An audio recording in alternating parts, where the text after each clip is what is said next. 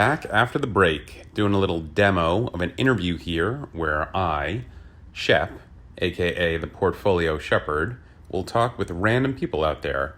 And now I'm going to be speaking with my good lifelong friend Marin. So say hi, Marin. Hello. She's thrilled to be here.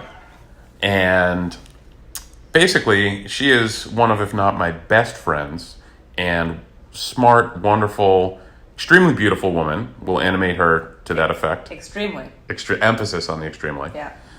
And she's just Most lacking. of my investments have actually been in my face. That's true. And so because of that, she lacks a little bit of the investing savviness and is actually one of the most financially stunted people that I know, which makes her... Is that a term of art? It's an industry term. Financially stunted? Yeah. That's amazing. Yeah, well, I just made it up, so. Okay. So I think she would be a perfect candidate to just kind of rap on some finances with us. And I think the way that she sees the world is actually probably a way that a lot of people do, which is clear in so many ways, but then there's just abject terror when it comes to anything to do with finances. Why don't you tell us a little bit about how you invest, Marin? So just by way of background, several years ago, I was on a trip to Thailand and I was talking with this guy who worked for Johnson & Johnson, and he was showing me his stock portfolio, how he made all this money or whatever. I was like, oh, I got to get Robinhood, which is the tool he used, and I got to invest in Johnson & Johnson because that's how I... If this stranger in Thailand can do it, why not me? Right. Because that's how I do my due diligence and scope out the financial markets. So I decided, okay, this one thing that I'm going to do after coming back is I'm going to download Robinhood and I'm going to put some money into like stocks. And I asked him, I was like, how do you pick stocks? And he's like, just pick what you like. I was like, okay. So that's what he said. Yeah, that's true. That's the Peter Lynch way of doing it too. So I picked Chevron because I'd heard of them. I picked Johnson & Johnson, Netflix, but that was expensive and I couldn't buy too much of it. Starbucks, just like a few of each or whatever. Right. So about $1,500. And then like I told myself, okay, every month I'm just going to earmark $150 and then put it into like just these random stocks.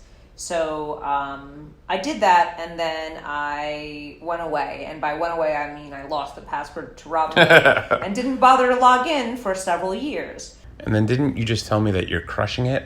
That you went from $1,500 to over $5,000? I quintupled my investment to be accurate. Yes, that's accurate, yes.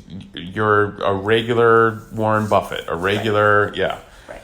Then... Simply by setting it and forgetting it. Like Ron Popeil. Right. Set it and forget it. Mm-hmm. It turned out that you didn't just invest $1,000, then $100 a couple times. You invested like $150 maybe like 10 times. And I think I saw like a $2,500 investment, another $1,000 investment.